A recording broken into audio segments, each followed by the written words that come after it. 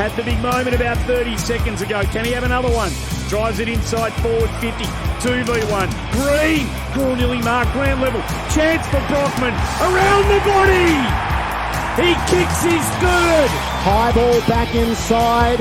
Up goes Reeves. Brought it down. Brockman's there. Shot it around. It's in good hands. Moore with a snap. Nails it shut for the Hawks.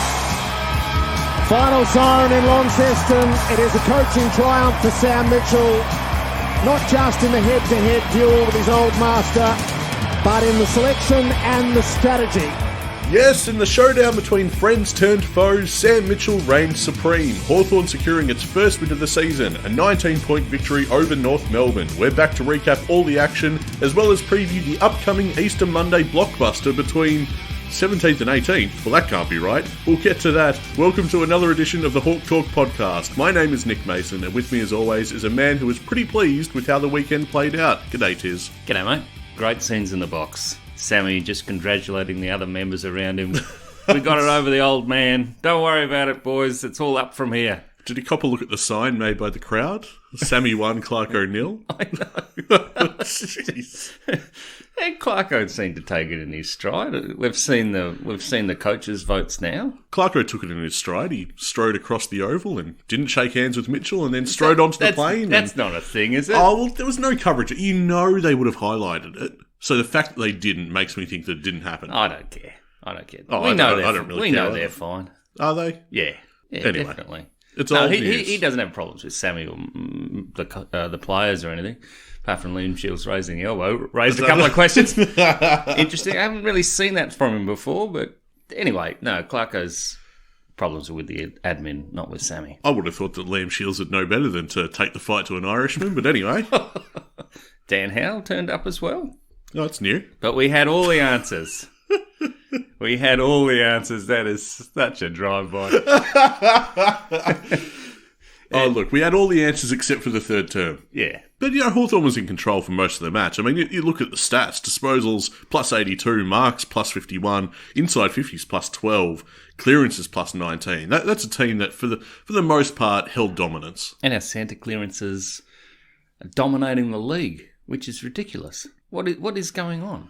And meanwhile, is Sammy actually a great midfield coach, or is that Hale? Well, and meanwhile, Tom Mitchell at Collingwood is enjoying a pretty good season, so it's almost like that. Pretty good. It's almost like it worked out well for both parties in a sense. It's a bit of a long bow to draw, maybe, but we're still playing Tommy. Oh yeah, well that's true. Anyway, Hawthorn 11-14-80 defeated North Melbourne 9-7-61. It was a much more cunning and calculated Hawthorn side, one that was more patient, not quite as reckless as what we'd seen, and they knew when to pull the trigger, Tiz, and play a more risky brand of football when required, which I think we were all hanging out for that. A little bit of nuance to the game plan, not just turn over the footy and the half-back line. Well, it's a bit of maturity. Yeah, exactly. And that maturity came from, apart from a couple of moments where Morrison looked like he hadn't played football for a while, came from Morrison and Scrimshaw. Morrison's kicking into the forward 50 was delightful. Scrimshaw's ability to intercept and retain possession and set up from the back, but in a slow form. He's certainly not one of the quick guys out of the back 50. Really, really helped us in keeping our eyes down. 2 or 3 inclusions, of course, the other being one Tyler Brockman. Yeah.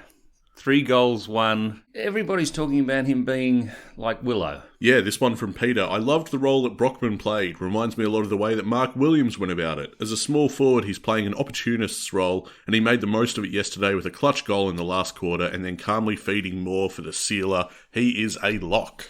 So we've spoken about this before. Fellas that look quite good at VFL, but when they get to AFL where they've got better players around them or manage the space really well, they look terrific. And that's Tyler, isn't it? He seemed to, even when he kicked that sealer, he just seemed to have more time and space than the others had before him. Are you going to mention Lloyd Meek yet? Or Well, thank goodness someone could find the big stick. Because, I mean, Brockman and then Moore did, and it was a combination to basically ice the game. But, boy, did we find some ways to miss the goals there. That became comical, and it became no more comical than Lloyd Meek from about 20 metres out. Yeah. You would have to try to miss it that badly normally. Well, he hit the wrong side of the ball for a start, but that wasn't the only part that made you question Lloyd Meek's... Quiet day. I think he had 7 hit-outs. Yeah, but he pulled out of that... Oh, yeah. forward pocket. He was about to take a mark, and Yep. he imagined stuff behind him. It was an odd moment because I haven't seen that from him before. No.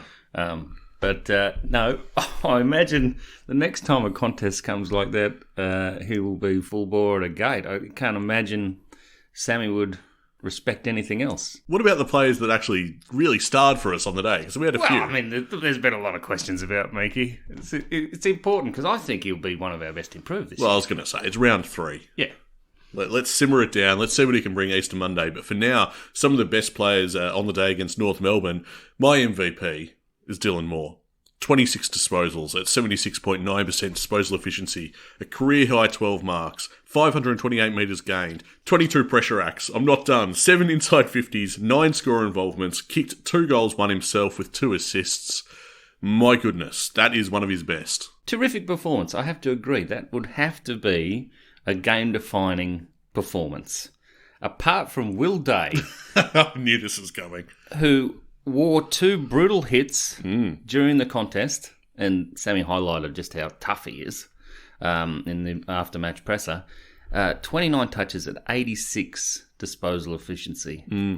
He's a find, and I definitely, we're going to have to send him a calligraphy set or something, just to encourage the signatures. Why are we dealing in prizes from Sale of the Century, circa 1990s? You're going to send him a watch next? What's going on? Well, Connor McDonald just signed it. It's quite a good signature.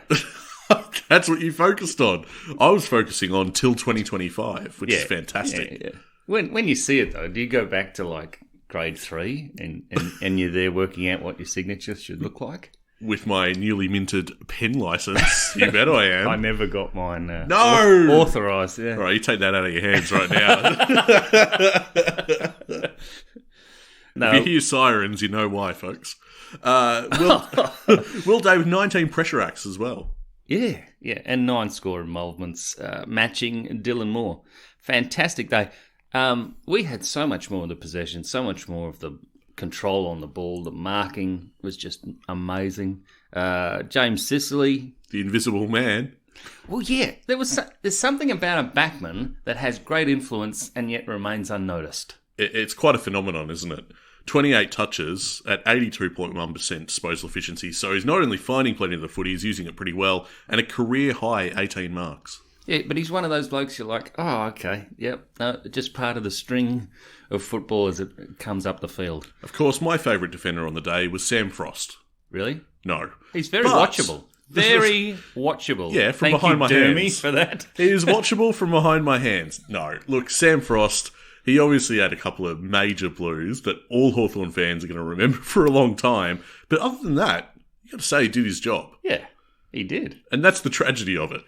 What do you mean? Well, it's just most fans will only look at those couple of blunders, and that's it. The way I look at it is they were early, those blues. They were. And Sam Mitchell and Sam Frost both worked out a way that Clarko wasn't going to expose Frost ball. Yep. He found a way that, it was going to... Because Clarko would be like... Because remember when Frawley was in our side?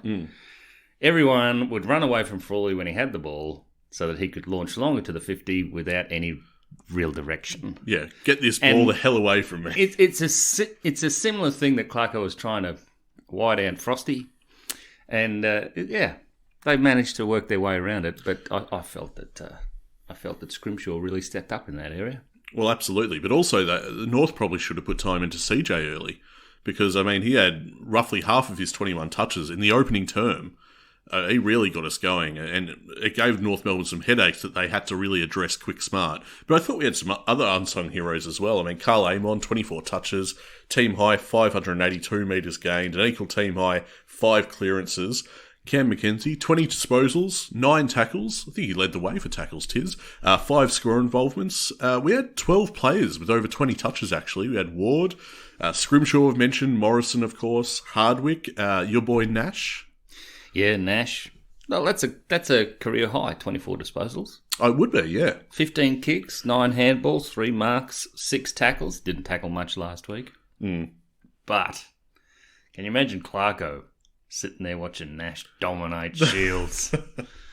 He's sitting on the sidelines, on the bench, on the interchange, looking at Nash run around, going, That's how you use him. Yeah, no, I'm sure that's in the match notes. I'm sure that's in the match notes for Clarko. Yeah, definitely.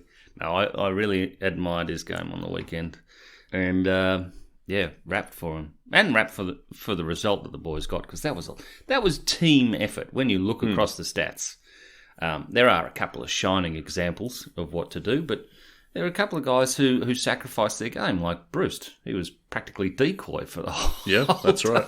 I was going to say that no one had a particularly poor day, but I mean, look, Bruce didn't seem his potent self in the forward line. Lloyd Meek, bit of a down day. Done that, yeah, exactly. Finn McGuinness didn't have a matchup when UDL was dropped out of the lineup. Well, that was the problem, wasn't it? Because that destabilised Hawthorn too. And it exposed that he doesn't have a way to get the ball himself. Yeah, exactly. Which is a bit of a problem. So now he's running around without an MO, and it just shows that he doesn't have any attacking flair right now, which, as you say, that's a problem. But you've got to talk about how the team was running back, defending in our back 50, all moving forward to bring it out at pace. I particularly enjoyed Josh Ward's work behind the ball in defensive 50. He keeps a cool and calm head, which they needed at times.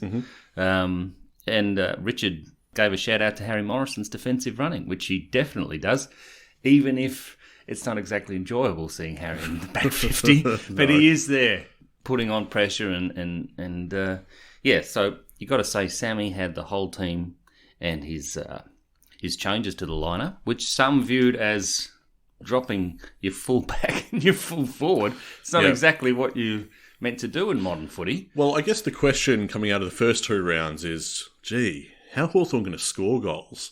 And they also have a big problem stopping goals being scored on them. And then Mitchell goes and drops our key position forward and key position defender. Well, what I look at it as is without touching the rucks, he's gone and dropped the two slowest men in the side. Yep. Mm-hmm. And so he's gone, all right, we've got a game plan built on pace and running and, retaining the ball. We don't need two slow men holding up our transitions. And it seems to have worked. But this is North. We've got to underline that this is North. And there's going to have to be changes for Geelong because, they've got a big key forward there, unless he gets a rest. They've just been a bit helpful. People calling for Hawkins to have a rest this week. A rest from all that running he's doing. Well, I mean, he has been carrying that forward line for a long time. And if the small forwards around him aren't even prepared to put pressure on the Gold Coast defence, there's not really much point in him turning up. Isn't it so good? What about the other bloke in their forward line? He's an absolute freak. Well, he is. Yeah, he did almost win them the game. Oh, it boggles the mind how he is that good, And he runs himself into the ground. But anyway. But you mentioned the kinds of changes we might need to make, and certainly Cozzy coming out of the side. We had some questions here. Simon asks, can you see a path back to the senior side for Cozzy? And Lauren asks a related question. Welcome back, Lauren. Although I loved nearly everything about the game on the weekend, is this smaller forward line something that will be sustainable for the next 3 to 4 months until Lewis returns? Along similar lines, is Cozzy's presence in the forward line more of a hindrance than a help? Well, I think it was a question of attitude, really, with the team this week, because they realised they didn't have a get-out kick. That's true. Can we just mention Green and his ability to split packs and bring the ball to ground, even if he's going up and just using two hands to forcefully tap it down? Yeah, he's smart, isn't he? Oh, very clever. And he's up against 2 or 3 at times, and yet we get a goal out of it because, we outnumber them at the fall of the ball. What did he finish with? 2 goals too, I think, on the weekend. Yeah. Yeah. I'm so pleased because he does look like an AFL footballer now. Yeah. We watched him toil away in the VFL, and now he's actually putting it out there on the park because that was a big role. You drop Cozzy, he's the get-out kick, he's the target. Yeah. They're just dropping it on his head, and he's bringing it down. I would say Hawthorn supporters were justifiably nervous at what they saw with the selection table. I mean, yeah, but what I'm saying is the attitude was changed. They were forced to look, or else the ball was definitely coming back and rather quickly. So to Simon and Lauren's questions, Cozzy. He definitely has a path back. It's round 3. Yeah. Right? Exactly. But as soon as he this needs week, confidence. Okay, so you're... I wouldn't say he's coming in this week, but I do wonder how they're going to prevent that easy intercept mark, control the ball, move it around that Geelong like to do. Mind you, we don't have to worry about De Koning. Yeah, well, they've only got 1 or 2 intercept marks in the defensive 50 now, not 3. Yeah. I noticed that Griffin Lowe got a week. Yeah, for breathing the same air as Will Day, and fair enough. I mean... Oh, he took the air out of his lungs, I think you mean. Well, yeah, that is true in a manner of speaking. I mean, that's worth a week, right? Yeah. He hit him in the head. Yeah, and he went past the ball. I mean, it was fairly obvious, apart from to those North Melbourne mugs online. I read that Griffin Logue was appealing, and I thought, no, I don't think he's that good looking. But anyway. Amazing. I'm so glad that appeal was denied, because that kind of act is worth a week.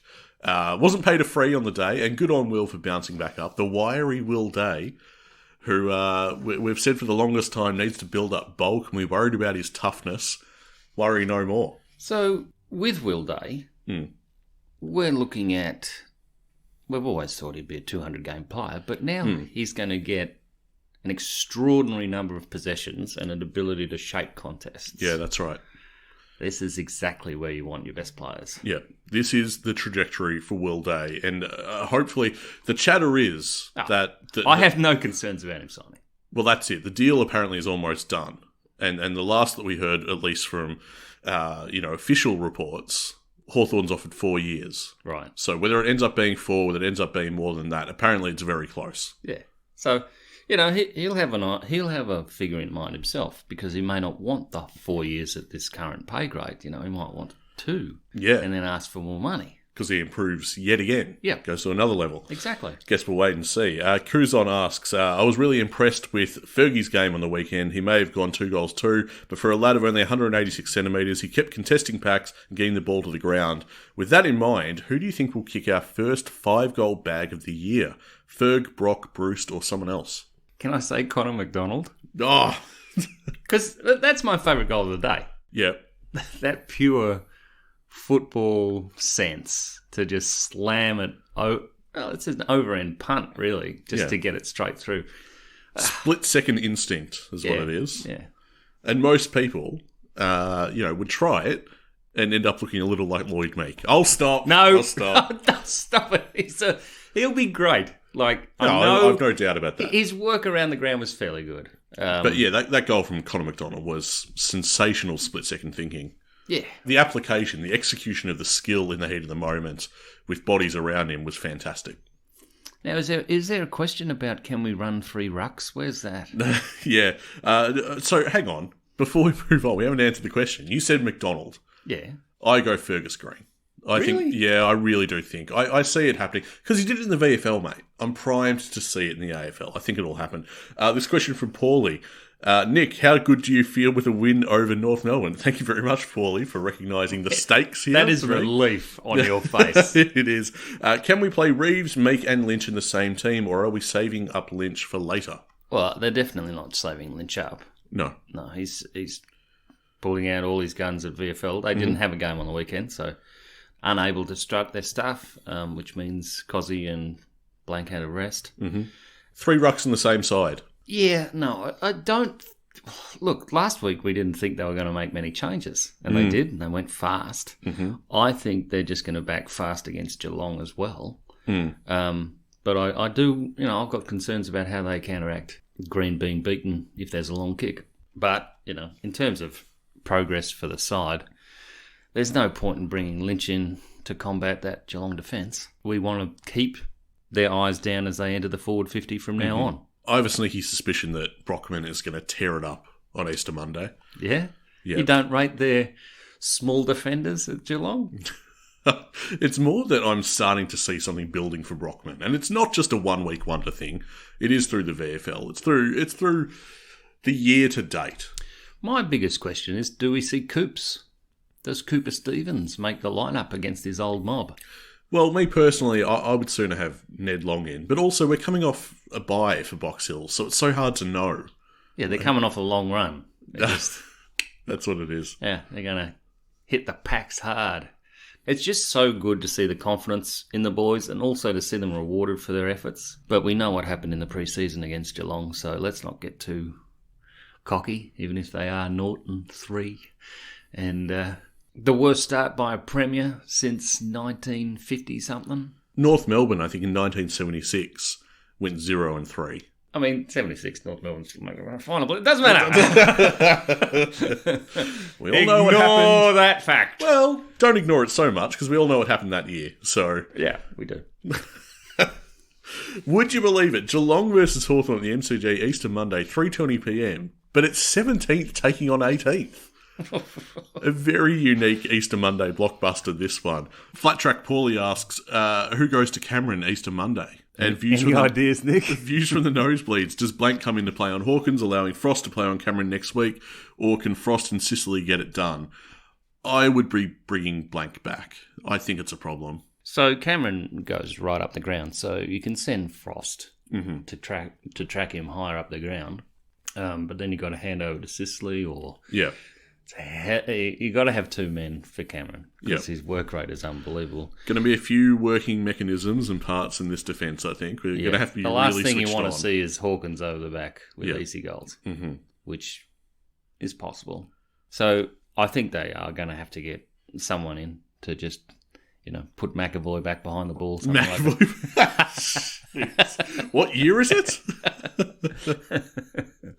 What coach do we have? Anyway, yeah. And then Benji's with the Cooper Stevens question. Well, we're going to see him, the senior side. Well, he's got to strut his stuff at VFL first. Yeah, I'd say it's not that he can't. I think that he definitely can at AFL level. I just think the bye is the only thing that would prohibit too many changes and elevations from Box Hill. I think we see him at the MCG for Box Hill. Yeah, what time's that? About 11:30? Yeah, 11:30, 11:40, something like that. It's going to be a big day. Yeah, big double header for Easter Monday at the G. Good weather? I hope it's good weather. Fingers crossed for that. Scamasaurus asks, who does Finn go to next week? Player formerly number 16 at our club, or does he go to Max Holmes? I don't know. Who is the best midfielder at Geelong in the VFL? Do you think he gets selected next week? I think there's a chance that he doesn't. I mean, is tagging someone in the worst midfield in the league a priority? It has to be asked. Oh, you're loving this. I am. Mate, they could go 0-4 to start the season. I think the headline should be no Selwood, no standards, which is It does appear that way. Duckwood dynasty over. Just Oh, God. I mean, is there any danger of the new captain standing up? Well, if he stands up from the bench like it was in the last squad, you can't have a lot of impact. Can you believe that Jeez, he it spent... feels good getting the boots in there. Oh, it really does. And we can, because they're 18th. Still their best player, Hawthorn reject. That's right. This is the last time they were any good. And he was the best on ground. Brilliant. But Danger was literally on the bench for most of that final term. Yeah. What is well, you that have to about? raise concerns over whether he will play this week. In terms of just pure fitness. Yeah. I guess we'll see. I guess we'll find out. It's going to be a good day. Because I think in the VFL that's a win. And I think we're, a long shot hope in the AFL. All I'd say to our listeners is fear not, Hawthorn supporters. We virtually, apart from 4 points, if we get beaten, we lose virtually nothing. We're not expected to win. I don't want to lose. No, but you don't want to lose. Obviously, you don't want to lose. You're calling it a sugar-coated loss. Well, no, in the sense that Geelong fans hold all the anxiety here. Oh, definitely. You don't if have they to feel lose that this way. week. There is hell to pay if they lose this week. It will be an all-timer. And one of the most glorious Hawthorn wins in the Hawthorn-Geelong rivalry, I would say. All right, so we forecast that they were going. Well, I forecast that they were going to lose to Gold Coast last week. You actually did. Yeah, Fair enough. but they've got us, and then they've got West Coast, and then they've got Sydney. So, Okay, well. yeah, it's not the easiest run. Well, not when But you're playing Sydney look like the wheels are falling off as well. this. From What, chocolates to boiled lollies in 7 days. That was just shows we were far off our game. Yeah, absolutely. I believed we could play better than what we were dishing up. Yeah. And I thought we saw glimmers of that against North Melbourne, which was really good. But yeah, Hawks fans, you don't need to hold any fears this week. I think we are a legitimate shot to win. But in the case that we lose, say la vie. So it's their home game. It's our replacement game. Mm-hmm. And it should be a good atmosphere because you'll be able to Smell the anxiety Exactly. of the Cats fans. What did you see online that you forwarded me? It was something like, oh, well, at least we got a flag. And you were... Oh, so many Geelong supporters are really in that mindset right now. Like, oh, well, look, we won the premiership and, you know, that was our time. And, you know, maybe if we're set for a rebuild, I'm like, yes, yes. Mirroring the playing group. Look, I so desperately hope that we do win. It would be hilarious. Very much deeply satisfying if we Well, won. we beat them last year in their premiership year. Yeah, we did. That is a big, big moment. We'll look back on that, you know. Well, I will. Mitch Lewis kicking the sealer with about 50 metres on his own. Yep. It's one of the most incredible things I've seen. Anyway, we do need to wrap up. You might be enjoying our show via Apple or Spotify, however you're listening to us. It'd mean a lot if you could spare a moment to either rate or review our show. It helps to put our podcast on the map for fellow Hawthorn fans, so we'd really appreciate it if you took the time to do that. Meanwhile, our community of diehard Hawks fans we've built around the show was buzzing after this win, as you'd expect. We'd love for you to jump online and join the conversation with us. You can find us on Twitter, Facebook, and Instagram. And of course, as always, we'd like to extend an enormous thank you to our many proud, passionate, and paid-up Patreon subscribers who have thrown their support behind our show and helped make this podcast possible. We're delighted to give shout-outs this week to Adrian, Mitchell, and Andrew. Thanks so much. Now on to red time items with Box Hill's VFLW side, perhaps improving their performance by the smallest margin possible after their draw last week to win by a point. Yeah, I'd say there's no perhaps about it. It's literally 1 point. Falling over the line against the Dogs. Oh, come on. I think that downplays it a little bit. They really did hang in there. I mean, they went scoreless for the final term and hang on for grim depth. Fell over the line. Yes, that is definitely... Well, you can't sugarcoat these things, you know, like a loss to Geelong. They had chances to seal this match. They were forced to try and absorb every punch the Dogs could muster in that final term. So it was a really brave effort, I think. And the mood on the siren, as you'd expect, seemed to be one of relief rather than victory. But Box Hill VFLW side going one better than last week and scoring a 1 point win. 7 AFLW Hawks were on hand for the win too. Sarah Perkins led our goals with 2, while Bascarin was busy with 23 touches. And now, of course, we've had the AFLW draft. I've got 2 new acquisitions. We've got Matea Breed and Christy Stratton. Now that second name, Christy Stratton, a familiar name. She's been starring for the VFLW team for quite a while. And has been elevated. But there you go. So the 2 recruits are essentially 2 forwards, which, you know, in the off-season, me personally, I definitely identified a need for more firepower. So I think we've recruited pretty well there. Everyone's on the attack. Yeah, well, when you think about it, combined with, you know, the players that we got from Brisbane, all of a sudden this Hawthorn outfit has massive attacking flair. Should be making finals this year. At the very least, knocking on the door of finals, I would say. I'm very excited for it. So, Nick, after Easter Monday, if it's a victory, get the recording done. We've got to get it all done. Because we leave some ungodly hour on Thursday morning because you want to go to the Adelaide Zoo or something. That's not a nice way to refer to the Adelaide crowd. Adelaide Zoo Saturday. Yeah. The Adelaide Oval with Adelaide versus Carlton. Well, depending on the result, it could be Thursday night too. So we'll see. Oh, boy. I mean, look, you've called it perfectly. If we do happen to win... Yeah. I need to make sure I schedule in some sleep. Yeah. And not constantly watch a loop of the highlights. There's a very real chance. Pick a, you know, how we had that incredible moment with Mitch Lewis kicking the sealer against Geelong. He's not there this time. Who's ending the contest? It's got to be Tyler Brockman. I'm bullish on Brockman. From the boundary line, MCC side, leaning back. With a... Mate, we know he can do it. He did it on debut against Essendon, you remember? He did, actually. Practicing the day before, that very kick. Quite uncanny. Oh, there's so much to look forward to with this game, mate. I will see you there. Hawthorn, Geelong, Easter Monday, 3:20pm. We'll be back to recap all the action, win, lose or draw. Happy Easter, everyone. We are a happy team at Hawthorn.